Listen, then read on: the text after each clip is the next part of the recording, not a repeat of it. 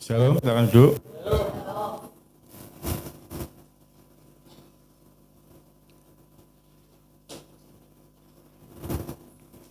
Kita bersyukur kita masih bisa beribadah di tempat ini, walaupun mungkin ada yang tidak sehat, ada yang mengalami banyak masalah. Mari kita belajar dari firman Tuhan. Saya langsung bacakan bagian slide, bisa langsung buka kalau saya sebutkan ayat. Jika kita buka firman Tuhan dalam Matius 12 ayat 37, Matius 12:37 itu berkata demikian, dengan ucapan mula kamu akan dibenarkan dan menurut ucapan mula kamu akan dihukum. Jadi kata-kata kita itu kadang-kadang bisa menjadikan kita bisa dibenarkan Tuhan, bisa kita juga dihukum gara-gara kata-kata kita.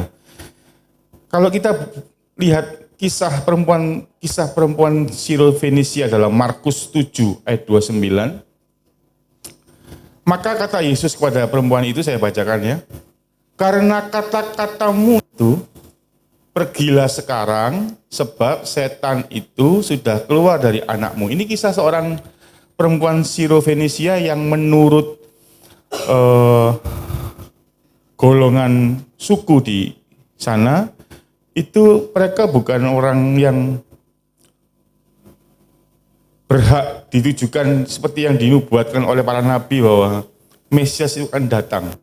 Makanya dikatakan, sempat Yesus berkata bahwa roti yang untuk anak tidak berhak diberikan, tidak cocok diberikan kepada anjing. Tapi bahkan dari kata-kata di ayat 28, kalau Anda baca di atasnya, Markus 7 ayat 28, perempuan itu berkata, bahkan anjing itu masih boleh makan remah-remah yang jatuh dari meja tuannya. Tapi karena kata-kata itulah, makanya Yesus berkata, karena kata-katamu, pergilah sekarang sebab setan itu sudah pergi daripada. Hanya dengan kata-kata saja. Tidak ada menengking setan, tidak ada berdoa yang sampai bahasa roh bagaimana, tidak ada doa yang hebat, tapi hanya karena kata-kata karena yakin bahwa sekalipun hanya remah-remah, tapi remah-remah dari Tuhan itu dahsyat ya Tuhan. Ada 3 kata yang seringkali kita remehkan dalam hidup kita, namun ternyata itu punya dampak yang besar bagi kehidupan kita. Yang pertama itu kata maaf. Saya sebenarnya tidak menyiapkan ini, tapi di tengah minggu kemarin Tuhan minta saya siapkan ini. Yang pertama kata maaf. Ada 3 kata aja. Ini kata sakti yang sering banyak orang sarankan untuk kita lakukan. Yang pertama kata maaf. Firman Tuhan dalam 1 Yohanes 4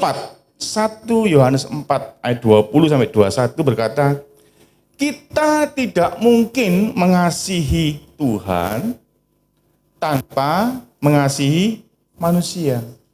Karena kita tidak mungkin mengasihi Tuhan yang tidak kelihatan, kalau kita tidak bisa mengasihi manusia yang kelihatan oleh mata kita. Seperti hal mengasihi, demikian pula saat kita melakukan kesalahan.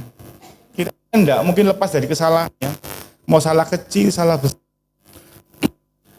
Selain kita berdoa minta ampun sama Tuhan, kita juga perlu yang namanya pemberesan dan minta maaf ke sesama kita. Jadi seperti kata Yohanes 1 Yohanes 4 ayat 20 berkata, kita tidak mungkin bisa mengasihi Tuhan kalau kita tidak mengasihi manusia. Seperti hanya mengasihi, demikian pula kalau kita melakukan kesalahan, selain kita berdoa, minta ampun sama Tuhan, jangan lupa kita juga perlu melakukan pemberesan dan minta maaf ke sama.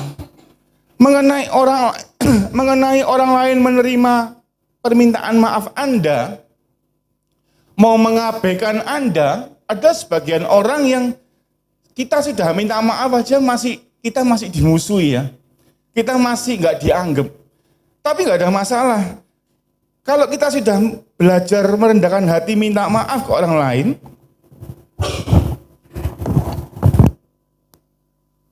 Mengenai kita dimaafkan atau tidak, mengenai bagaimana posisi kita salah atau tidak, biar itu Tuhan yang menjadi hakimnya. Cuman seringkali kita ini memang sulit untuk minta maaf. Banyak orang, dengarkan quote saya ini, banyak orang mungkin hebat dalam mengampuni, tapi sulit meminta maaf ke sesamanya. Saya ulang, banyak orang sudah hebat mengampuni, hebat sekali. Bahkan dipukul aja dia bisa, gak balas. Dia dianiaya, dia gak balas. Tapi giliran dia yang salah, giliran dia terlibat perselisihan, sulit untuk minta maaf. Banyak orang hebat dalam mengampuni tapi sulit minta maaf ke sesamanya. Kata maaf itu seringkali tidak terucap dalam kalau Anda berselisih dengan teman kantor, saudara, keluarga, ayah, orang tua anak, pasangan, pekerjaan, ataupun dengan tetangga Anda. Kata maaf itu seringkali enggak terucap dalam perselisihan karena biasanya karena dua hal. Yang pertama karena urusan gengsi. Kalau sudah urusan gengsi ini sulit ya. Kedua karena merasa saya enggak salah. Dua penyebab ini yang membuat Anda sulit minta maaf. Yang pertama karena gengsi, karena harga diri. Yang kedua, kita merasa tidak berbuat salah atau saya sebut sikap superior. Anda tahu superior ya? Superior itu orang yang merasa dirinya paling benar. Dirinya tidak mungkin berbuat salah.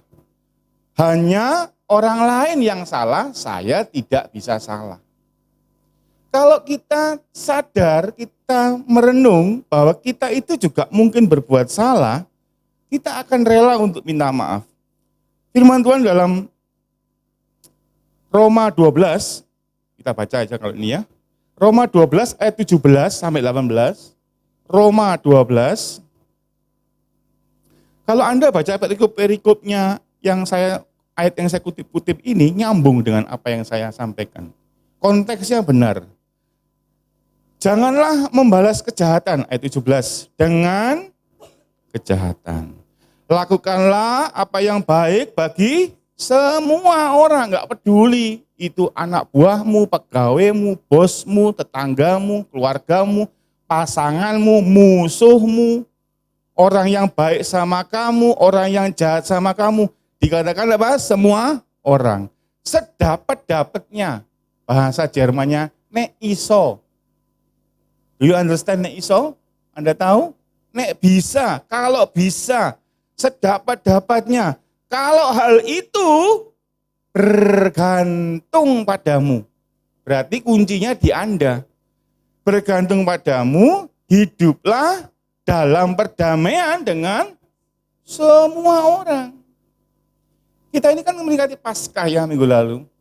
Tapi kalau Tuhan itu sudah memperdamaikan kita dengan Bapa, dengan dosa kita ditebus dengan darah yang mahal, tapi kita tidak mau berdamai dengan sesama kita. Saya kalau boleh bilang, rugi Kristus menderita buat Anda. Sia-sia kematian Kristus. Sedapat-dapatnya kalau hal itu bergantung padamu, hiduplah dalam perdamaian dengan semua orang. Tidak ada kecualinya. Janganlah, ayat 21, kita lompat, janganlah kamu kalah terhadap kejahatan, tetapi kalahkanlah kejahatan dengan kebaikan. Jika meminta maaf dapat membawa perdamaian dengan semua orang dan tidak menyalahi firman kok. Saya sampai detik ini belum menemukan ayat kita minta maaf walaupun kita tidak seberapa salah misalnya, atau kita bahkan tidak salah, itu menyalahi firman. Jadi kenapa tidak kita lakukan saja? Kalau itu mungkin bisa membawa perdamaian. Perkara orang yang kita mintai maaf tetap ketus sama kita, tetap menolak kita, tetap jahat sama kita, biar Tuhan yang jadi hakimnya. Jadi kadang-kadang kita tidak bisa minta maaf itu karena dua hal itu. Masalah gengsi dan merasa saya tidak salah. Superior, sikap superior. sikap merasa saya tidak mungkin salah, dia yang salah. Tanpa sadar kita udah menghakimi orang lain. Sama seperti perkataan Tuhan Yesus, jika orang meminta pakaianmu, berikanlah juga jubahmu. Jika ditampar pipi kirimu, berikan juga pipi kananmu. Kalau orang itu bisa berdamai dengan engkau, dan dia merasa Anda yang salah padahal Anda tidak salah, tapi dengan minta maaf Anda bisa membawa perdamaian. Firman Tuhan berkata sedapat-dapatnya jika itu bergantung padamu. Kalau Anda dengan merendahkan hati minta maaf dan itu selesai, saya percaya damai di surga, damai juga di bumi. Kita buka 1 Korintus 9 ayat 19. Saudara, firman Tuhan berkata kita ini telah dibeli dengan harga yang lunas, ya kan? Bahkan Paskah berbicara apa? Kita bukan dibayar dengan barang yang fana, tapi dengan barang yang mahal, yaitu darah Yesus. Tentu yang dibayar itu apakah cuma tubuh? Saya bertanya kepada saudara sekalian, Anda itu Kristen? Kan fokus utamanya nomor satu dan utama itu apa sih? Berkat, kesembuhan.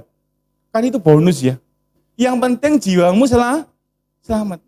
Itulah kenapa dua jemaat kita yang terakhir-terakhir ini dipanggil Tuhan, Mas Seno sama Mas Bagas. Saya ngomong, enggak apa-apa. Saya ngomong sama keluarganya, enggak apa-apa. Karena yang utama justru satu itu, selamat. Ya, jadi sebenarnya yang ditebus sama Tuhan itu apa? Tubuhmu. Enggak. Jiwamu selamat. Nah, kita ini sudah dibayar lunas oleh Tuhan dengan darah yang mahal. Itu termasuk sak paket ya. Enggak cuma tubuhmu, enggak cuma gigimu, enggak cuma hidungmu. Termasuk harga dirimu, gengsimu. Makanya jangan sulit minta maaf. Meskipun Anda tahu Anda tidak seberapa salah, atau mungkin Anda tidak salah. Tapi jika sedapat-dapatnya itu membawa perdamaian dengan semua orang, usahakanlah itu. Balaslah kejahatan dengan kebaikan. Jangan kalah oleh kejahatan. 1 Korintus 9 ayat 19, sungguh pun aku bebas terhadap semua orang. Aku menjadikan diriku hamba dari semua orang. Bukan kita nuruti omongannya dia salah, enggak salah kita ikut. Oh saya disuruh orang judi, saya judi Pak. Katanya jadi hamba bagi semua orang. Enggak. Saya disuruh isep rokok Pak, saya ngerokok. Saya disuruh narkoba Pak, saya narkoba. Saya disuruh melakukan dosa yang salah Pak, saya melakukan. Enggak. Bukan Anda harus ikut dengan dosa semua orang. Tapi Anda jadi hamba supaya aku boleh memenangkan sebanyak mungkin orang. Jadi Anda itu hanya boleh jadi hamba bagi orang lain, istilahnya merendah.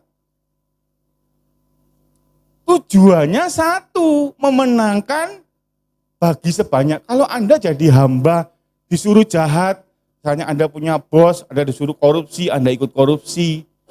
Pak katanya sudah jadi hamba bagi semua orang. Lah ya tujuannya satu, untuk memenangkan sebanyak mungkin orang. Nah, kalau Anda disuruh korupsi, Anda korupsi, Anda memenangkan apa? Tidak ada yang dimenangkan loh.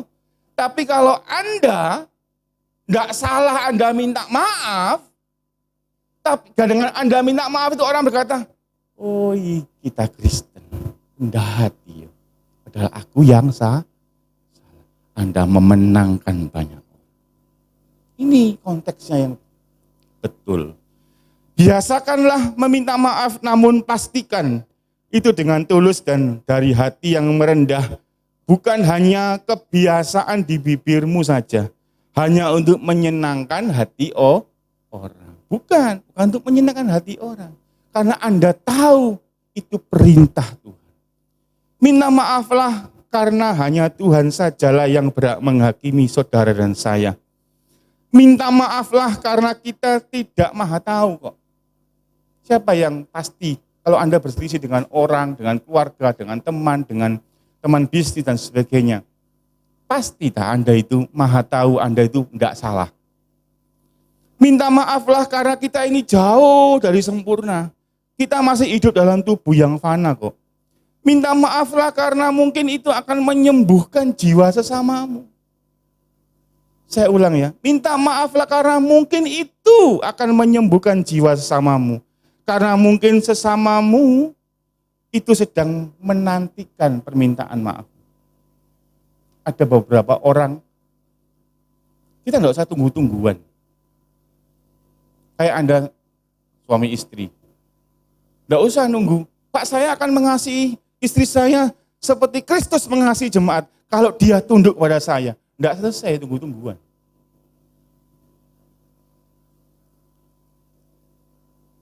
Minta maaflah ke sesamamu sebab Tuhan telah lebih dahulu memaafkan dan mengasihi Anda. Minta maaflah agar Bapakmu di sorga juga mengampuni kesalahanmu. Minta maaflah karena itu kunci pengampunan. Pengampunan itu tidak lengkap tanpa permintaan maaf.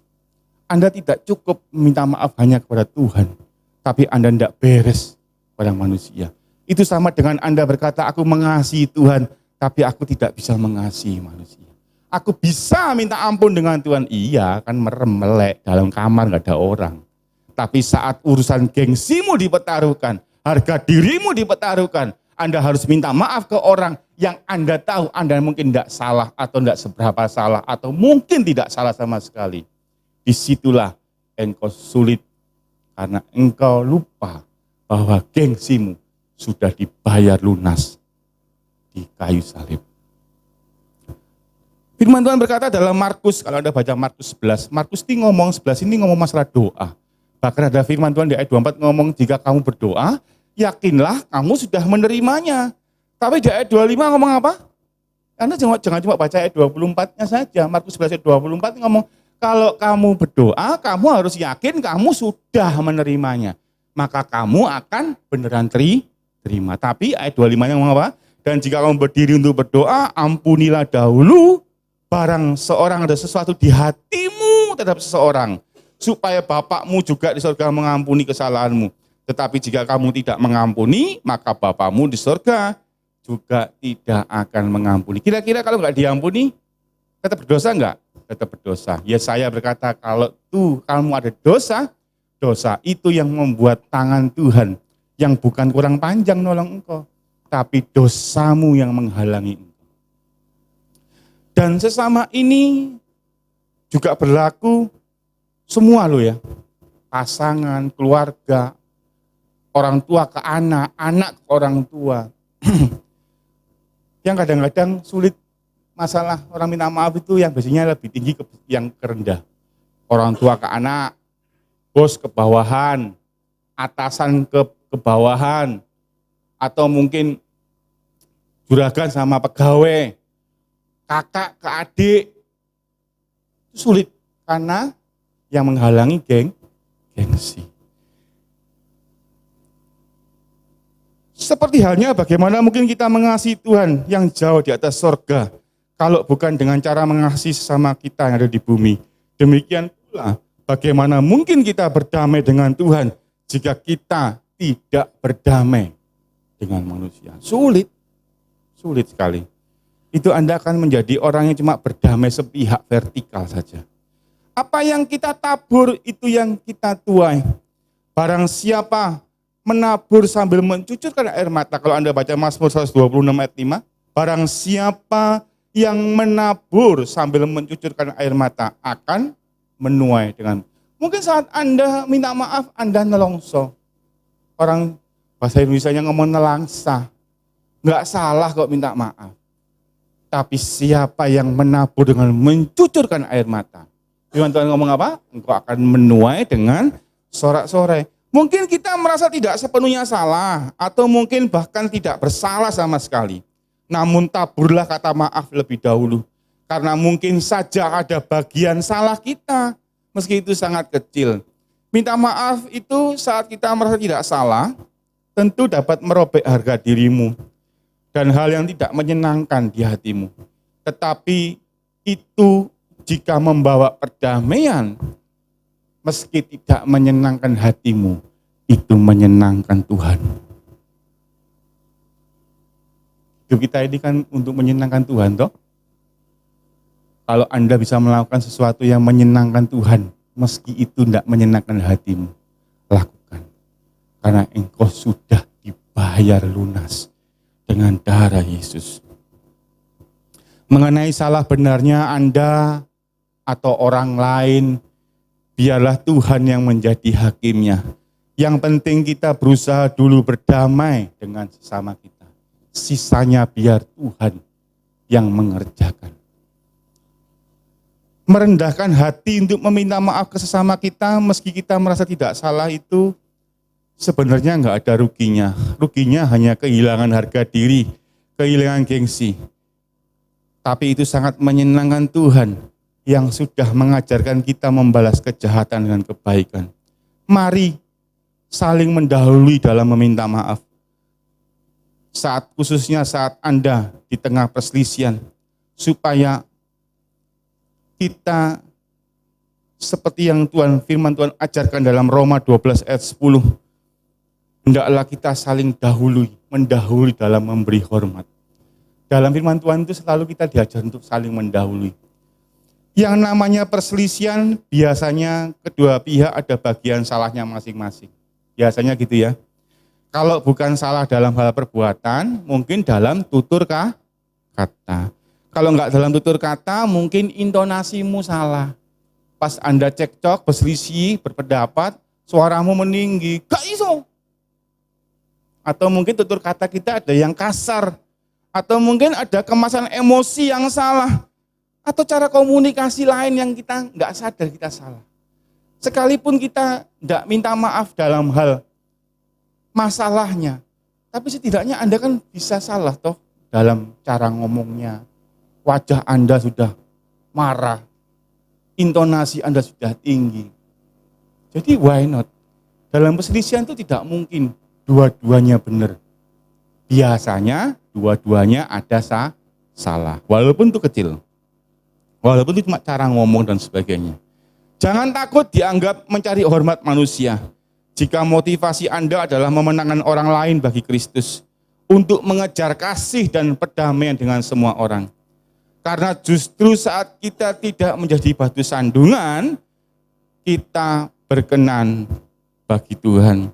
Kita buka Roma 14 ayat 18. Itu tentang menjadi batu sandungan. Kalau Anda baca di atasnya, ya kan? Ayat 18 berkata, karena barang siapa melayani Kristus dengan cara ini itu tidak jadi batu sandungan ya, kalau Anda baca di atasnya, ia berkenan pada Allah dan dihormati oleh manusia. Menjadi batu sandungan orang lain itu seringkali Anda tidak sengaja, seringkali Anda tidak sadar. Jangan sampai karena kita gengsi, kita tidak meminta maaf, kita tidak mau berdamai, orang lain tersandung dengan sikap kita. Oh, Kristen gitu. Oh, sombong ya. Merasa paling benar ya. Anda jadi batu sandungan. Jangan takut dianggap cari hormat manusia. Kita harus paham kita itu jauh dari sempurna. Siapa yang sini ngomong enggak pernah berdosa dan tidak yang paling sempurna? Kita sangat mungkin bisa melakukan kesalahan toh, meski itu sangat kecil, baik sengaja maupun tidak sengaja, baik besar atau kecil, tetap perlu kita minta maaf. Anda ingat kalau Anda doa, Tuhan ampunilah saya buat dosa-dosa saya, baik yang saya sengaja maupun yang tidak saya sengaja. Ya, betul nggak? Tuh. Karena kita itu bisa salah. Kadang-kadang saya kalau doa sama istri saya, Tuhan ampuni dosa saya. Baik yang saya tahu, yang saya sadari maupun saya tidak sadari. Loh iya loh, kadang-kadang lihat tetangga, saya kan sekarang punya tetangga ya. Dulu sekarang di sini kan tidak punya tetangga, sekarang punya tetangga. Saya ngomong, gibah kamu wis ojo dibahas. Jarang mulai bengi apa kak mulai bengi lah mau bahas. Kadang-kadang itu tidak sadar, nyeplos ini loh, mulut ini loh nyeplos. Dan ada jenis-jenis, maka saya juga mau menghindar, mungkin jadi tiru ya. Tuhan ampunilah juga orang lain yang salahnya di depan saya maupun salahnya di belakang saya. Loh, iya loh, siapa tahu Anda dirasani orang. Anda kan nggak tahu Anda dirasani orang. Ya ampun Anda juga, walaupun Anda tak tahu. Nah, jadi Anda tidak perlu takut atau gengsi untuk minta maaf. Karena Anda pun sering salah yang tanpa Anda sadari. Ada sebagian orang yang mencomot ayat Yohanes 12:43, kalau Anda baca 12 Yohanes 12 ayat 43, itu sebagai dalih yang paling kuat untuk menahan gengsi orang untuk minta maaf. Orang seringkali enggan meminta maaf dan berdamai saat mereka tidak berbuat salah karena tidak mau mencari hormat manusia. Padahal konteks ayat itu kalau Anda baca, sebab mereka lebih suka akan hormat manusia daripada hormat Allah. Kalau Anda baca ayat di atasnya itu gini loh. Yesus itu kan khotbah. Khotbahnya Yesus itu kan kebenaran ya. Namanya benar tetap benar ya. Nah, pemimpin-pemimpin Yahudi itu ada sing hatinya mulai goyah, mulai percaya Yesus itu adalah Tuhan. Hebat ya wong kiyo, dahsyat. Aku nek dhek khotbah, aku merinding ya. Hatiku terjamah Tuhan. Tapi kalau Anda baca ayat ini di atasnya gini, mereka takut mengakui Yesus karena takut dikucilkan. Jadi jangan dicomot ayat ini, Pak, saya enggak mau minta maaf, saya enggak salah Pak, saya enggak mau cari hormat manusia. Jangan. Anda sedang berdalih pakai ayat, jangan. Nanti seperti saksi Yehova. Anda akan sesat sendiri, Anda lawan ayat pakai ayat, jangan. Bukan, ini konteksnya adalah, Anda kalau baca firman Tuhan, lihat perikopnya. Saya masih ingat dulu Pak Yusak, masih awal-awal melayani. Dia kalau ngajari kita, bacaan perikopnya. Ada konteksnya, bahkan perikop sebelum dan sesudahnya itu nyambung masih konteksnya. Nah ayat ini jangan dicomot untuk Anda tidak mau minta maaf. Enggak. Karena seringkali orang itu comot-comot ayat untuk membela dirinya. Jadi konteksnya itu. Malu mengakui Yesus, padahal hatinya sudah dijamah karena takut dikucilkan oleh sesama orang Farisi dan ahli Taurat.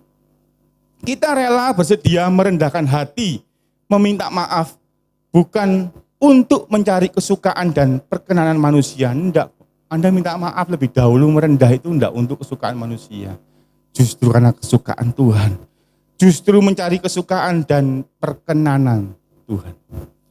Ingat, gengsi dan harga dirimu sudah dibayar lunas oleh Tuhan. Jadi mulailah belajar meminta maaf, berdamai kepada sesamamu, karena itu menyenangkan hati Tuhan. Yang kedua, kata tolong. Ada minta maaf, tolong, dan terima kasih. Yang kedua, tolong. Kata tolong ini selain wujud kita merendahkan hati, mengakui bahwa kita itu perlu orang lain, namun juga sekaligus pernyataan bahwa kita ini menghargai keberadaan orang lain. Yang pertama saya bahas paling panjang dan yang pertama karena itu yang paling berat dan jujur saya pun masih belajar untuk itu. Tidak ada orang yang gampang minta maaf, itu aneh, robot. Ya bisa paling naik rohani, sudah nggak injak lemah ya. Jalannya udah mumbul gini, gampang. Enggak gampang. Saya pun sadar itu sulit. Yang kedua, kata tolong. Ini suatu bentuk pengakuan bahwa kita itu perlu orang. Suatu bentuk pengakuan bahwa kita yang menghargai keberadaannya orang lain. Entah itu saudaramu, orang tuamu, anakmu, keluargamu, pasanganmu, teman kerjamu, teman sekolahmu. Bahkan saat perempuan Sirofenisia yang tadi kita baca di awal, datang kepada Yesus, Anda baca Markus 7 ayat 25. Kita kembali ke Markus 7 ayat 25. Bahkan saat datang di kaki Yesus pun dikatakan, ia tersungkur, merendah di kaki Yesus dan memohon pertolongan Yesus. Maka seorang ibu yang anaknya perempuan kerasukan roh jahat segera mendengar tentang dia lalu datang dan tersungkur di bawah kakinya. Sikap ini makin diuji Yesus bahwa sikap ini tulus. Bahkan saat Yesus mengilustrasikan tentang roti untuk anak yang tidak patut dilemparkan kepada anjing. Dan yang diresponi luar biasa oleh perempuan tersebut di ayat 28 bahwa anjing pun layak makan remah roti yang jatuh dari tuannya. Makanya di ayat 29 puncaknya apa? Yesus berkata, karena kata-katamu ini. Sikap memohon ini penting. Kita seringkali itu, kita sulit menambahkan kata tolong saat meminta orang lain melakukan sesuatu untuk kita. Biasanya karena dua hal. Yang pertama karena kita merasa lebih. Kita itu sulit. Dan ini lagi-lagi biasanya yang sulit dari atas ke bawah. Anak, orang tua ke anak. Atau kakak paling tua ke adik. Atau bos ke bawahan, juragan ke pegawai. Atau mungkin pejabat ke rakyatnya gitu ya. Biasanya karena yang pertama karena ada kata merasa lebih. Entah itu lebih berhak ngasih perintah. Anda kalau punya anak buah ya, kerjakan ini ya, bisa selesai ya. Kenapa enggak pakai ngomong, tolong kerjakan ini. Mungkin Anda merasa lebih bergengsi, aku kok minta tolong, tak perlu, hidup sendiri di gua bisa. Mungkin Anda merasa lebih senior, lebih tua. Biasanya pegawai senior 20 tahun sama anak baru masuk 2 hari. Jangan ini ya. Oh, kata tolong. Itu penting. Mungkin Anda merasa lebih tua, lebih tinggi kedudukanmu, lebih kaya. Pokoknya yang lebih-lebih itu biasanya sulit. Ngomong minta tolong. Lebih rohani apalagi. Aku nabi. Jalan aja lu, kan enggak nyentuh lantai aku. Ngomong sama jemaat, itu ya, nanti kamu kerjakan ini ya. Mbok tolong ya. Itu satu pengakuan bahwa kita perlu orang lain. Dan lebih-lebih lainnya. Yang kedua biasanya karena apa? Enggak dibiasakan sejak kecil. Saya kalau lihat ponakan-ponakan saya dulu dari yang sudah gede-gede sekarang sampai yang sekarang punya ponakan-ponakan dari istri saya. Kalau salah selalu dipukul sama orang tuanya, bilang apa? Minta maaf. Misalnya tengkar itu ya, anak kecil ya. Biasanya orang tua yang baik ngajari anaknya apa? Ayo kamu minta maaf sama itu. Enggak mau. Anak kecil ada yang gengsi kan, tinggi kan. Kalau kamu enggak nurut, mama akan marah gini. Nah, dia diancam. Minta maaf. Karena enggak dibiasakan. Nah, mari kita membiasakan diri kita, mendidik diri kita sendiri. Dengan menambahkan kata tolong saat kita minta hal-hal, meskipun hal sepele, hal yang sehari-hari. Dimulai kepada orang sekitar kita dulu. Karena itu bentuk penghargaan dan hormat kepada, Pak, kalau seumuran gimana Pak? Teman sekolah Pak? Tetap aja. Biasakan minta tolong. Misalnya, paling gampang, saya kalau di restoran itu, kecapnya jauh, sambelnya jauh. Sebelah sini nggak ada sambelnya. Pak, tolong sambelnya ya Pak. Nggak kenal, nggak ada masalah. Apalagi kalau Anda kenal sama temanmu. Penghapus Anda jatuh. Bro, tolong ambilkan. Tolong itu penting.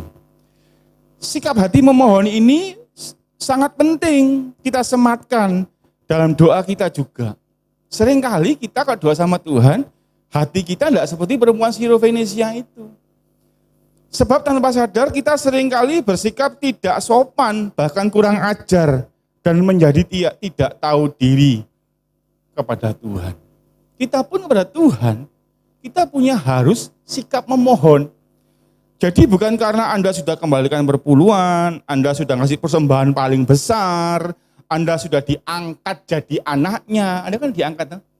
Ya angkatku jadi anaknya. Loh, Anda diangkat jadi anak.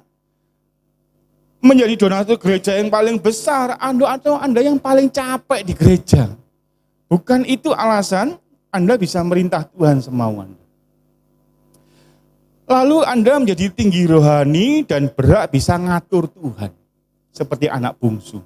Seperti kisah anak yang hilang. Seringkali bukankah tanpa sadar kita ini merasa Tuhan wajib dan harus memenuhi keinginan kita. Kalau Anda lihat kisah perempuan Sirofenisia itu, dia memang kekeh minta tolong sama Tuhan, tapi hatinya merendah. Dia memohon, dia tidak ngatur Tuhan. Bahkan dia ngomong, ya wis gak dapat roti, paling enggak dapat remahnya. Itu sikap hati yang tidak ngatur Tuhan. Tidak dikasih A, ya B lah Tuhan. Karena B-nya Tuhan itu tetap dahsyat. Anda kalau berdoa, minta sama Tuhan, menolong Anda, menyembuhkan Anda, melepaskan Anda dari masalah. Jangan dengan sikap hati merintah Tuhan. Kata tolong ini penting karena itu akan terbiasa bahkan Anda kepada Tuhan. Hal itu mungkin kita sering ngatur Tuhan, kita sering bisa merintah Tuhan dengan cara yang tidak sopan, karena kita merasa paling rohani, sudah puasa. Tuhan, aku sudah doa puasa 20 hari Tuhan. Turutono apa yang aku mau. Ini tidak beda dengan kisah anak yang hilang, yang menuntut haknya. Namun jika direnungkan, kita ini sebenarnya kalau Anda renungkan, ini kan Paskah ya. Kalau Anda renungkan, sebenarnya Anda itu tidak berhak kok menentukan jalan hidupmu. Karena engkau itu sudah dibeli dengan harga yang lunas kok. Enggak nyicil kok, enggak kredit. Apalagi berbunga, enggak. Banyak orang enggak sadar siapa pemilik hidupnya. Kalau Rasul Paulus sadar, dia ngomong apa? Hidup adalah Kristus, bukan Paulus lagi. Hidupku bukannya aku lah lagi, tapi Kristus yang hidup dalam diriku. Anda seringkali bukan merasa dimiliki Tuhan, tapi Anda itu memiliki Tuhan, beda. Kalau Anda punya robot, Anda atur semaunya. Tapi kalau Anda dimiliki Tuhan, Tuhan yang akan ngatur semaunya tentang hidupmu. Tapi percayalah, semaunya Tuhan itu adalah rancangan damai sejahtera dan hari depan penuh harapan. Semaunya Tuhan itu ngeri, tidak seperti Anda. Kalau Anda semaunya kan yang aku suka. Tuhan, aku minta ini. Aku mau pergi ke sini. Tuhan, aku mau merantau. Tuhan, aku mau kerja ini. Tuhan, aku mau bisnis ini. Itu kan semaumu. Selalu tentang dirimu. Tapi kalau semaunya Tuhan itu dahsyat. Mu, bukan ku. Rancangan damai sejahtera buat kamu, hari depan penuh harapan buat kamu. Itu dahsyatnya Tuhan. Nah, banyak orang Kristen tidak sadar siapa pemilik hidupnya. Sehingga merencanakan jalan hidupnya semaunya sendiri. Tuhan Yesus adalah contoh sempurna anak yang tetap hormat kepada kehendak bapaknya, meski mampu memaksakan kehendaknya sendiri. Saya kadang-kadang berfantasi juga kayak Pak Gembala Yusak kita. Kadang-kadang itu berfantasi, kira-kira kalau bijim dia Tuhan Yesus nggak mau balik surga itu kira-kira bisa nggak ya? Kira-kira bisa, itu fantasi gila. Ini memang aneh memang. Cuman itu nggak perlu dipikir, tapi kadang-kadang itu pikiran kita ini liar ya. Kita ini kakek belajar, jadi otak kita ini keenceran kadang-kadang. Mikir kira-kira di Getsemani kasih itu ngeri. Balik Bapak, balik. Kira-kira bisa nggak ya? Saya yakin bisa kok. Saya yakin bisa. Karena dia maha kuasa. Dia sepenuhnya Tuhan.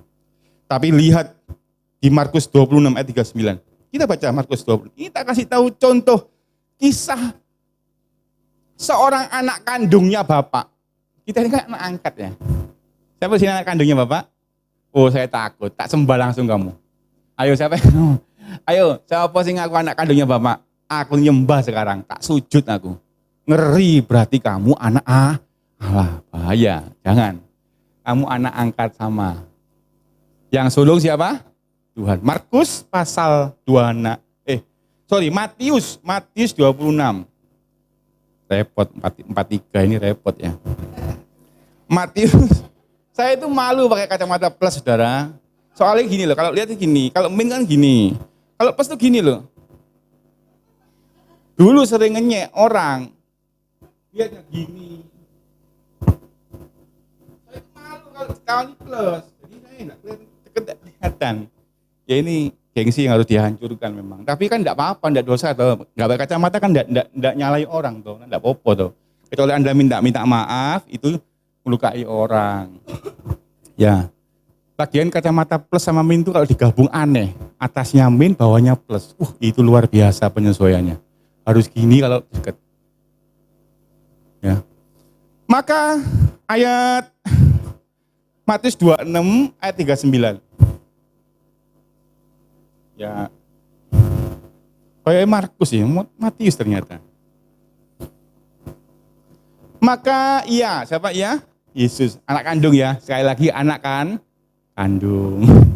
Kita anak angkat, dia yang sulung, kita yang bawah-bawahnya. Maka ia maju sedikit lalu sujud dan lihat ini, sujud dan berdoa. Bahwa padahal pada mulanya firman itu bersama-sama Bapa. Dan firman itu adalah Allah, yang mulai Tuhan. Firman itu jadi manusia, jadi sederajat. Tapi lihat, sujud dan berdoa. Katanya ya Bapakku, Bapak kan kandung. Nah, ingatkan dulu. Jikalau sekiranya mungkin, biarlah cawan ini lalu daripadaku. Tapi janganlah seperti yang ku kehendaki, melainkan seperti yang engkau kehendaki. Beranikah engkau rencana hidupmu, cita-citamu, keinginanmu? Anda doa seperti ini. Sujud dan berdoa. Dan diakhiri bukan kehendak. Ini anak kandung, anak kandung. Tapi seringkali anak angkat ini luar biasa.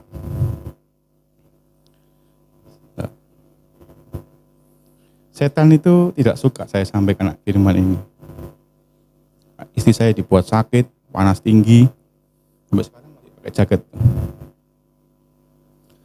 Saya juga tidak bisa napas tadi malam, selama beberapa detik.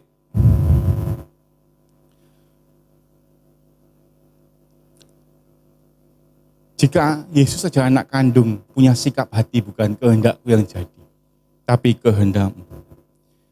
Orang yang sadar seutuhnya bahwa Tuhan itu adalah Tuhanmu dan diri sendiri adalah hamba, maka saat minta sesuatu akan dengan sikap hati minta tolong, mohon belas kasihan, bukan dengan sikap menuntut Tuhan seperti yang sudah kita lihat sikap yang baik dari perempuan Sirofenesia dan Tuhan di Taman Getsemani. Mari kita juga renungkan alasan apa yang sudah membuat kita berani beranggapan bahwa Tuhan harus nuruti semua yang Anda mau. Jika darah Yesus membayar lunas kita, itu artinya kita ini milik Tuhan. Bukan sebaliknya. Kita ini merasa memiliki Tuhan dan bisa atur Tuhan, perintah Tuhan semaunya. Apakah hal baik jika anak angkat kayak kita? Yang kadang seringkali kita merasa lebih anak daripada Yesus sendiri. Yesus yang anak kandung. Doa, Pak. Jika sekiranya boleh. Anda kalau minta sesuatu gitu enggak? Sakit gitu ya, kayak saya kemarin. Awalnya ngengkeng, tanya Pak Yusak, ngengkeng harus sembuh. Terakhir saya bilang, aku nyerah. Biar Tuhan yang mau bekerja. Sembuh nggak sembuh, ku tetap cinta Yesus. Anda harus punya hati kayak gini. Sekiranya boleh, Tuhan nek boleh, aku mau buka toko. Tuhan kalau boleh, aku mau pindah kerja. Tuhan kalau boleh, aku mau menikah. Tuhan sekiranya boleh. Anak kandung aja kalau ngomong begitu. Kita ini anak angkat seringkali melebihi anak kandung. Kalau minta maksa Tuhan, kalau Tuhan enggak kasih. Ada orang bilang, aku kalau enggak punya mobil enggak ke gereja, malu naik taksi. Ada aja macam-macam. Malu Tuhan, bajuku enggak ganti-ganti. Tuhan enggak kasih aku baju baru, aku enggak ke gereja. Kita ini seringkali lebih anak daripada anak kandung. sama Bapa di sorga. Yesus aja yang anak kandung berkata sekiranya mungkin, bagaimana dengan kita? Milikilah sikap hati dan cara yang benar dalam meminta orang lain melakukan sesuatu khususnya kepada Tuhan. Yang terakhir, saya undang tim musik. Yang terakhir tentang kata terima kasih. Respon lanjutan kalau Anda punya sikap hati memohon. Respon lanjutan kalau Anda punya sikap hati minta tolong. Bahkan untuk hal-hal yang kecil. Tolong ambil ini ya, tolong lakukan ini dan itu. Kita akan mengakhirinya dengan apa? Kata apa? Terima kasih. Dan siapapun yang ditolong wajib mengucapkan kata terima kasih. Ucapan terima kasih kepada manusia adalah wujud pengakuan dan penghargaan kita atas sebuah bantuan dan kebaikan yang sudah Anda terima. Selain itu wujud kerendahan hatimu. Orang ngomong terima kasih itu orang yang ngakui bahwa dia sudah ditolong. Bahkan saat Anda bersyukur sama Tuhan, ke orang, ke manusia, bahkan sama Tuhan. Kalau Anda sama Tuhan, Anda jangan hanya bersyukur dengan apa yang sudah Anda terima, tapi juga untuk hal-hal yang akan kita terima.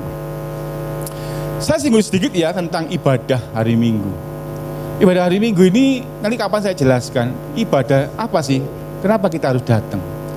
Kalau Anda tahu kalau zaman dulu, zaman Protestan dulu, ibadah ini judulnya apa kalau jadwal? Ibadah apa?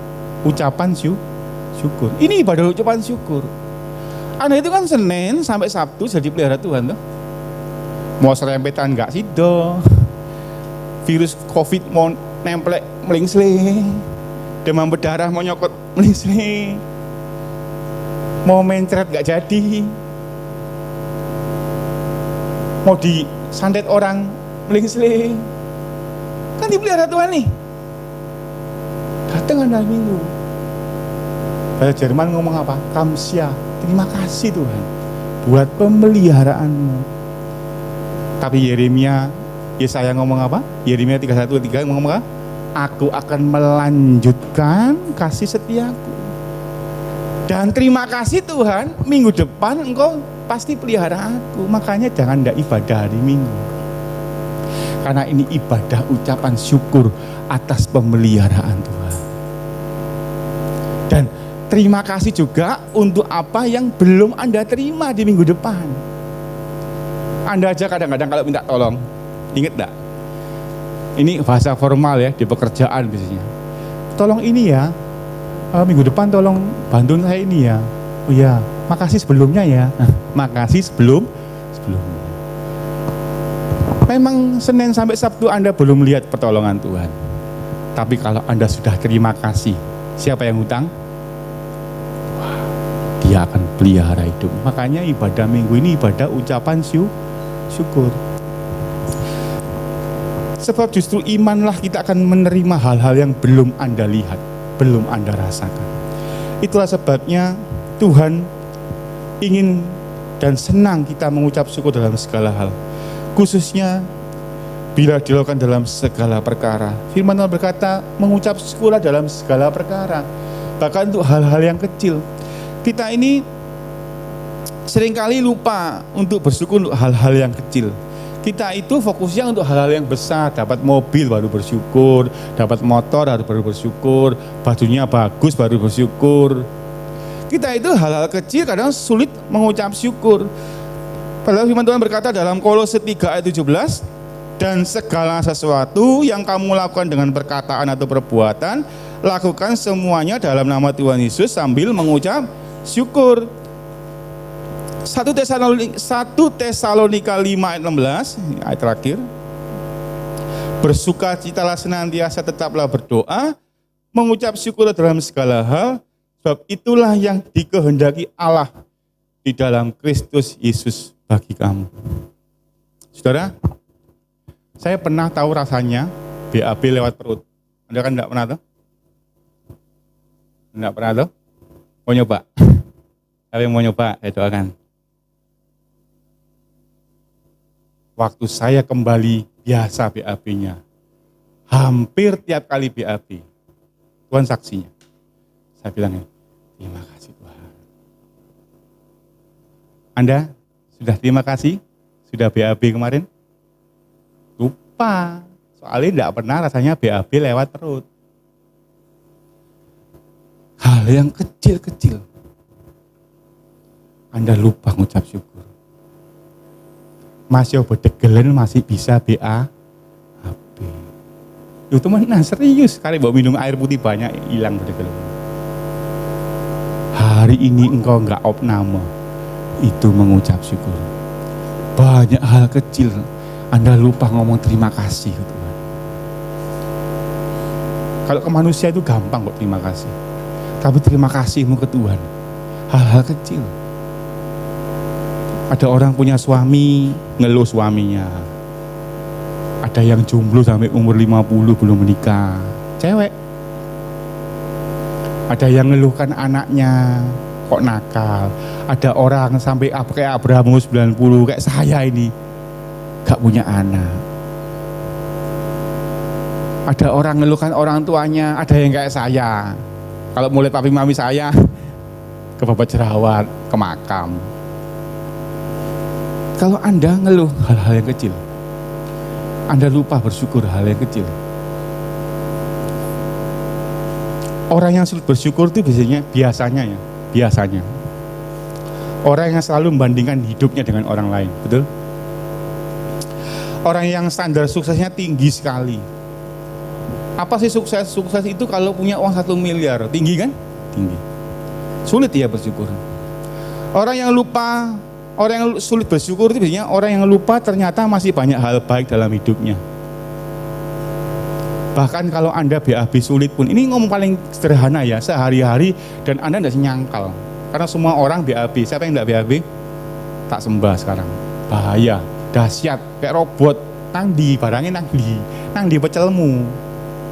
Nah, sekalipun Anda sulit BAB, ini contoh paling gampang, sering dialami orang. Setidaknya Anda punya kamar mandi. Bersyukurlah punya kamar mandi, serius. Saya itu kalau sudah di jalan sakit perut, nyari kamar mandi sulit itu. Tuhan, makanya bersyukur ya orang punya kamar mandi. Temenan bersyukur punya kamar mandi. Sudah pernah bersyukur punya kamar mandi? Belum. Hari ini nanti pulang, delokon omahmu. Tuhan, terima kasih buat TV, terima kasih buat AC, terima kasih buat kipas angin, terima kasih buat kasur. Pernah terima kasih? Banyak orang gelandangan tidur tidak punya kasur. Kalau Anda tidak pernah terima kasih, bahaya. Karena orang yang sulit bersyukur itu lupa banyak hal kecil-kecil yang lupa Anda terima kasih. Anda ini kan fokusnya terima kasih kalau yang gede-gede aja, yang dahsyat-dahsyat. Yang hal kecil, padahal teman-teman berkata apa? Setialah pada perkara yang kecil, maka Tuhan akan percayakan kamu hal-hal besar. Kalau kipas angin setengah rusak jalannya, Anda tidak bersyukur, mana mungkin datang AC. Kalau sepeda motormu yang kadang mogok-mogok aja Anda tidak terima kasih, mana mungkin datang mobil. Kalau Anda tidak setia perkara-perkara yang kecil, Tuhan tidak akan percayakan hal besar. Oh enggak Pak, saya itu rendah hati kalau kaya Pak. Pret. Tambah angel. Duit kok. Duit itu jahat sekali. Akar segala kejahatan. Kalau Anda tidak bisa terima kasih, kok sulit ya Pak? Minta Roh Kudus ngajari. Tapi hati-hati. Tak omongin dulu. Kalau Tuhan yang ngajari, itu biasanya lewat proses Anda direndahkan sampai habis. Baru Anda bisa ngomong terima kasih. Daripada nunggu itu, mulai pulang gereja ini, biasakan ngomong tolong. Biasakan rendah hati minta maaf lebih dulu. Dan ngomong terima kasih Tuhan. Terima kasih Tuhan. C. Penyembahan C. Mari kita bangkit berdiri.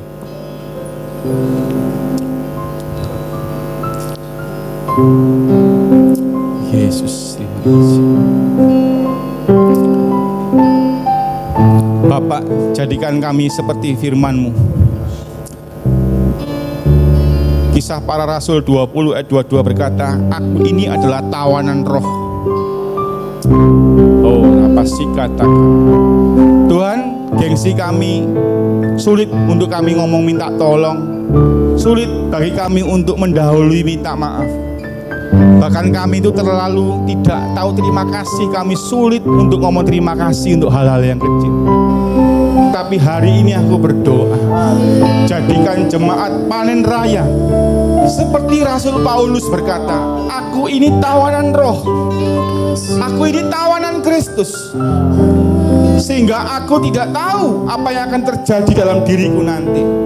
Tapi yang aku tahu, Allah, Tuhan, Yehova turut bekerja dalam segala perkara untuk mendatangkan kebaikan bagi orang-orang yang mengasihi Dia. Kalau engkau mengaku mengasihi Tuhan, belajar minta maaf. Meskipun kamu tidak salah, meskipun kita tidak salah. Jika kamu mengaku mengasihi Tuhan, belajar untuk hormat ke orang lain. Biasakan minta tolong sama orang. Jika engkau mengaku mengasihi Tuhan, bersyukurlah dalam segala perkara. Untuk hal-hal yang kecil, di sana banyak orang yang jauh lebih susah dari Anda. Apa yang engkau punya sekarang ini, banyak orang lain yang kepingin engkau yang engkau punya, tapi mereka tidak dapat. Hari-hari ini saya melihat banyak orang susah. Saat aku melihat diriku, saat aku melihat diri saya melihat bahwa saya masih jauh lebih beruntung. Mari Tuhan, mari Roh Kudus, bawa mereka menjadi tawananmu, supaya mereka hidup jadi tawanan roh, supaya hidupnya bukan hidup mereka lagi. Mereka mau punya sikap hati tidak ngatur Tuhan, mereka punya sikap hati untuk memohon. Kami tidak mau Tuhan lebih kurang ajar. Kami mau seperti Yesus anak kandung itu. Tuhan, sekiranya boleh, tapi bukan kehendakku yang jadi, tapi kehendak-Mu. Karena aku terlalu percaya Tuhan, kehendak-Mu untuk jemaat panen raya ini adalah rancangan-rancangan damai sejahtera, kehendak-kehendak yang penuh damai sejahtera, dan hari depan penuh harapan. Terima kasih Bapa, terima kasih Roh Kudus, meteraikan firman-Mu ini dengan darah Yesus. Jangan melihat hamba-Mu yang menyampaikan yang tidak layak ini, tapi bela firman-Mu, dan firman-Mu itu diam di hati mereka. Dalam nama Yesus kami mengucap syukur atas firman hari ini, dan kami mengucap syukur kami masih bisa beribadah hari ini. Haleluya, amin.